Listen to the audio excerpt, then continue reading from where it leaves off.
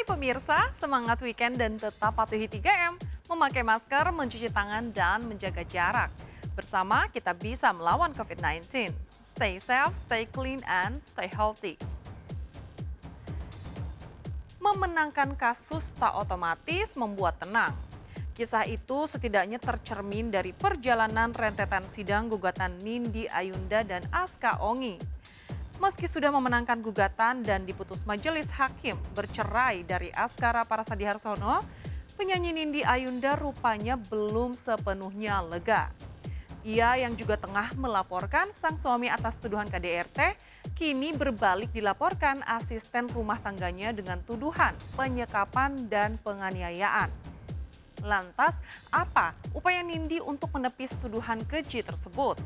Bagaimana pihak Askara melakukan pendampingan hukum ke ART-nya yang tengah meminta perlindungan ke pihak Komnas HAM karena dugaan kekhawatiran ada teror dari kubu Nindi. Apa sebenarnya kisah yang melatari pelaporan ART Nindi ke pihak polisi? Benarkah mereka kerap mendapat teror dan ancaman fisik? Lantas bagaimana pula perjuangan Aska Ongi mempertahankan hak asuh anak yang kini jatuh di tangannya? Benarkah Alif Ali tak mau tinggal diam? Bersama saya, Dias Lestari, kita akan mengulas fakta baru yang belum terungkap di balik kisruh bahtera Nindi Askara yang kini memasuki babak baru.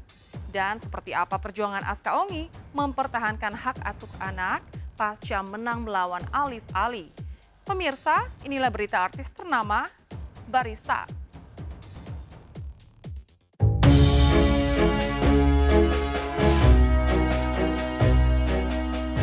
Menang gugatan cerai lalu menyandang status baru sebagai janda, Askara Parasadiharsono rupanya tak lantas membuat penyanyi Nindi Ayunda tenang. Ia yang masih punya laporan lain ihwal dugaan tabiat KDRT sang suami masih harus menghadapi langkah banding kubu Askara. Apalagi sejak awal kubu Askara tak ingin bercerai dari Nindi. Menurut kita, proses yang diajukan oleh Mbak Nindi itu tidak benar, makanya kita ajukan banding. Alamat gugatan itu di rumah mertua Jalan Ridwan 1 nomor 55 ya kan? Tapi kita selalu mengingkarinya karena mereka tinggal sejak tahun 2016 itu di Jalan Karyawan nomor 12 di Pondok Pinang, itu kan ya salah. Kemudian permintaan dari Mbak Nindi itu adalah talak sore. Talak sore itu nggak dikenal. Kecuali kalau kita bicara, saya ngomong jelas ini namanya sorry kan, tapi ikrar dalam pengadilan itu kalau dijatuhkan hakim namanya talak bain syukro, talak satu bain syukro. Tapi putusan pengadilan ini tidak sesuai dengan permintaan Mbak Nindi. Mbak Nindi kan minta talak sorry, tapi yang dijatuhkan majelis hakim maka talak bain syukro sesuai keberatan kita kan. Kita keberatan kenapa malah dimasukkan dalam putusan. Kemudian alamat gugatan itu kan di Jalan Ridwan 1 nomor 55. Kenapa di putusan itu alamatnya dirubah ke alamat Jalan Karyawan nomor 12, itu kan keberatan kita gitu. Kenapa nggak ke sana gitu. Putusan pengadilan itu tidak mengikat sebelum ingkrah, sebelum punya putusan hukum tetap. Jadi status hukum Mbak Nindi dan Mas Aska itu masih suami istri yang sah ya, belum bercerai kalau dari sisi hukum. Jadi selama akte cerai belum keluar, yaitu belum bercerai. Walaupun mereka keduanya sekarang sudah sama-sama mantap sepertinya bercerai ya. Mas Aska juga sudah tadi saya sampaikan sudah tidak ini lagi lah ya, nggak ada rasa lagi dengan Mbak Nindi juga. Ya kalau misalkan di pengadilan tinggi tidak puas juga hasilnya ya, mungkin mereka akan mengajukan kasasi. Nindi bukan saja harus menunggu langkah hukum banding kubu sang suami atas status barunya, tapi tiba-tiba harus dihentak laporan pihak Askara ihwal dugaan teror dan penyekapan terhadap supir dan asisten rumah tangganya. Kami ke Komnas HAM, saya melaporkan adanya meminta perlindungan, adanya perampasan kemerdekaan yang terjadi terhadap Saudara Leman dan Ibu Lia. Seperti apa dan siapa yang diduga sebagai pelakunya, semuanya sudah kita sampaikan ke Komnas. Awalnya yang saya ketahuan merekam dan pokoknya saya ketahuan pasti pada tahu. Ya, Saya disuruh ketahuan. Aska, Ya, disuruh keluarga bos Aska. saya. Aska, ya. Pak Aska, semua pada tahu Pak Aska siapa. Nah, saya ketahuan, saya rekam, ngikutin pergerakannya istri, dan saya ketahuan pas malam itu juga didatengin sama oknum, nggak tahu siapa, nggak tahu itu. Intinya Komnas HAM udah yang bantuin kita lah. Jadi saya nggak tenang gitu kan. Saya pikir udah kelar lah semua setelah mereka pisah gitu kan.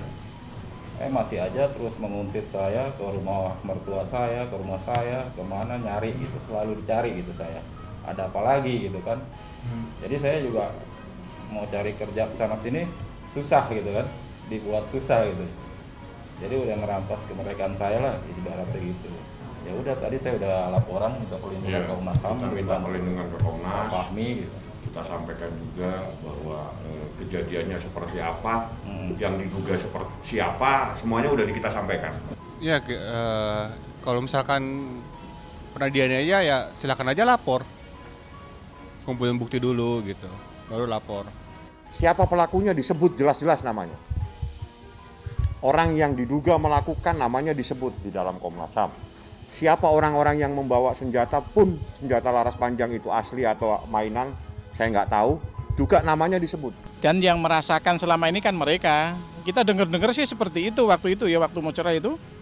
Saya kan sempat ke sana juga, ada gini. Oh, saya pikir iya, ternyata kemarin bilang tidak, sekarang bilang iya kan. Waktu awal-awal suaranya seperti itu. Katanya diambil paksa, kemudian digiring ke sesuatu tempat gitu-gitu. Kita dengar aja.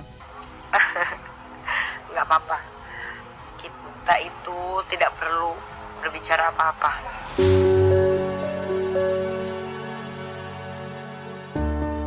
Pihak Askara seolah tak mau berdiam diri lantaran Aska tengah berada di balik jeruji besi atas kasus narkoba dan kepemilikan senjata.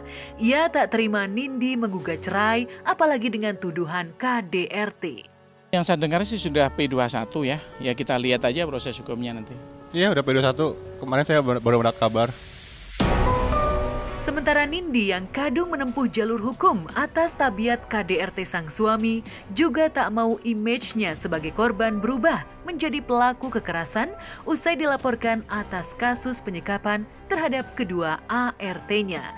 Ia siap membeberkan fakta-fakta mencengangkan ihwal tabiat sang suami hingga menyasar keluarganya hingga menyentuh marwah ayah Askara.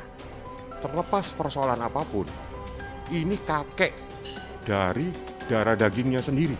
Itu yang harus dicatat. Jadi hidup ini kita harus paham. Jadi jangan kita emosional, sesuatu yang nggak jelas diposting. Dan sekarang menjadi masalah. Karena orang tuanya sudah memberikan waktu dan sekarang udah lapor polisi. Berulang kali saya ucapkan bagaimanapun terjadi hal buruk terhadap pernikahan saya, tetap dia itu bapaknya anak-anak saya. Jadi nggak boleh saya melakukan hal-hal yang buruk gitu. Kami nggak ada kaitannya konflik Aska sama istrinya. Titik. Ini urusan lain. Urusan orang tua yang dipublish seakan-akan dia adalah sebagai seorang tua yang nggak benar, sebagai seorang ayah yang selingkuh dan sebagainya. Ini persoalannya. Makanya kita kirimkan tuh somasi 1 kali 24 jam. Oleh karena tidak ada tanggapan, ya kemarin kita sudah laporkan ke polisi. Nah, kita minta buktikan kalau memang ayahnya Aska ini melakukan sesuatu yang nggak benar. Itu kan mereka yang menyatakan, ya mereka juga yang membuktikan, ya kan seperti itu. Ya siap-siap saja.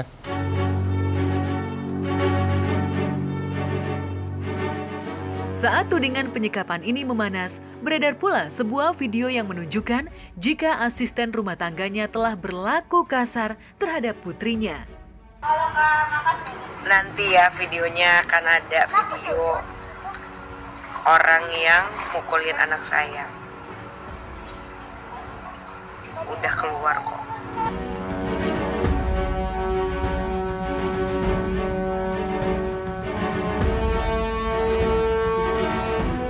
Bahkan beredar pengakuan jika salah satu ART-nya siap bersaksi ihwal tabiat sang suami. Saya Lia, saya suster dari anak kedua, Bapak Askara dan Ibu Anindya. Saya pernah melihat Bapak diberi senjata api di suatu mall di Jakarta beserta amunisinya oleh Bapak Baikuni. Saya bersedia apabila dibutuhkan oleh Polres Jakarta Barat untuk menjadi saksi atas kepemilikan senjata api Bapak Askara. Ya pokoknya Mas Askara kan pasif ya, di dalam nggak bisa ini dan itu. Bisa aja jadi lawyer atau ketemu keluarga gitu kan, bisa aja. Saya yakin sih udah dengar ya, dengar aja tapi. Bak bara api dalam sekam, nyaris setiap insiden dugaan kekerasan mencuat di balik kemewahan dan gaya hidup keluarga pengusaha selebriti ini. Rumah mewah bak istananan megah, gaya hidup glamor, seolah hanya menjadi pemanis dari sisi kelam bahtera Nindi Askara selama ini. Lantas, sudah tak adakah jalan damai antara keduanya? Kenapa sih kamu nyuruh aku balikan sama ayah Aska? Kalau jodohnya pasti akan kembali, tapi kalau belum ya berarti nggak berjodoh lagi. Anda konflik, silakan Anda konflik, kita nggak nyampurin konflik Anda. Anda mau ribut rumah tangga Anda itu urusan internal. Karena begitu orang berumah tangga itu sudah menjadi garis. Garis tidak ada orang bisa masuk. Paling menasehati kalau orang mau bercerai. Tolong jangan bercerai demi ini, demi anak dan sebagainya. Tapi kalau nggak mau ya silakan jalan, karena jodoh itu Tuhan yang menentukan. Nggak ada yang bisa paksa. Tapi jangan menarik mertua yang nggak ada ujung pangkalnya. Sebenarnya kemarin bertahan itu kan demi anak, demi keluarga, karena ada pihak ketiga ya, ada pil ini yang masuk ke keluarga mereka. Ternyata anaknya keceplosan waktu live kemarin menyebut laki-laki itu kan. Jadi kita tahu akhirnya memang benar. Ada pil tersebut yang benar, dugaan kita benar. Ya Mas Askara sudahlah udah selesai begitu. Tapi proses hukum aja yang kita jalani.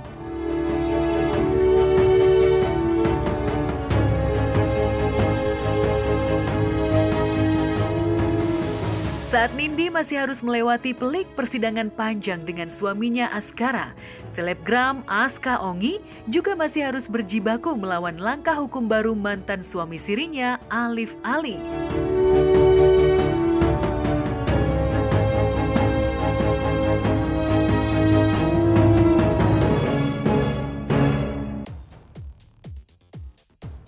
Lantas, apa saja jurus yang disiapkan kubu Aska Ongi usai persidangan yang menganulir pengajuan isbat nikah Alif Ali? Bagaimana Alif Ali akan menempuh langkah hukum selanjutnya?